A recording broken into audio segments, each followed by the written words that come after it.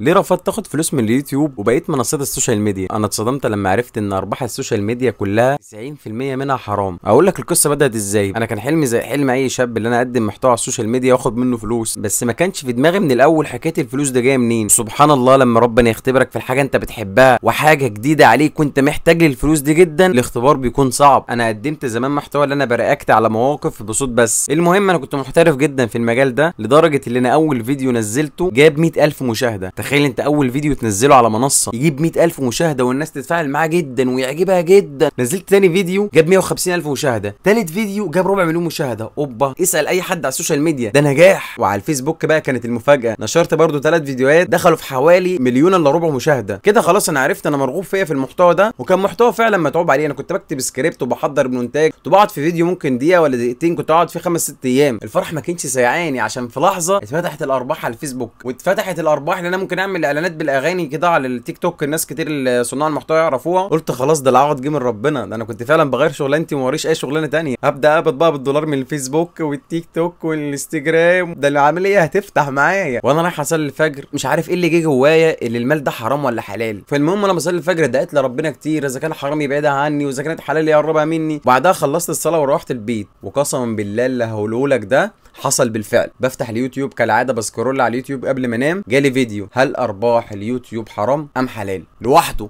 والله من غير ما ابحث عنه، وقسما بالله من غير ما ابحث عنه لوحده. هتفاجئ الموضوع فيه فلوس حرام. طب من ايه؟ ايوه صح، ده الاعلانات دي كوارث. فالموضوع بالنسبه لي نفسي حد يقول لي الفلوس ده حلال عشان اخدها. سالت الازهر قال لي برضه في فلوس منها كتير حرام. سالت شيوخ كبار جدا اكبر علماء المسلمين، سالت وبحثت، قالوا مالك في مال حرام بسبب الاعلانات. قالوا لي مش كل الاعلانات بيبقى فيها حرام، بس اغلب الاعلانات انا عارف وانت عارف اللي اغلبها حرام. لا اما ما تخلاش من حريم متبرجه، لا اما ما تخلاش من اغاني، لا اما ما تخلاش من حاجات منتجات فاسده، لا اما ما تخلاش من تطبيقات تعارف، تطبيقات مشبوهه اصلا. في ناس بقى بتضحك على نفسها تقول لك لا ده ممكن تحجم الاعلانات. الكلام ده فاضي كله، قسما بالله فاضي. واللي جربه برضه بيطلع اعلانات مسيئه. مش هتقدر تفلتر كل الاعلانات. مالك برضه يبقى في مال حرام، ده ان ما كانش اغلبيته حرام. بيتفرج على حاجات على الفيسبوك ما ترضيش ربنا، فبيبدا بقى يجيب لك منتجات من علي بابا ما ترضيش ربنا، واعلانات سافله واعلانات زباله، وكله ده على حسابك انت يا معلم. ما الاعلانات جايه على الفيديو بتاعك. الكل عمال يجري على المال ده، محدش عايز يدور المال ده حرام ولا حلال، بس ده يكون اختبار من ربنا ليك. هل انت فعلا هتستخدم موهبتك دي لله